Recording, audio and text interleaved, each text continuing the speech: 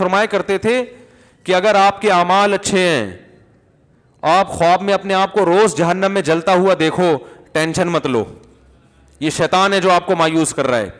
आपके अमल अगर बुरा है, आप रोज जन्नतुल फिरदौस में ख्वाब में टहल रहे हो, तो खुशफहमी में मुब्तला होने की जरूरत नहीं है, क्योंकि ख्वाब नबूवत का 46वां हिस्सा है, ऐन नबूवत नहीं है।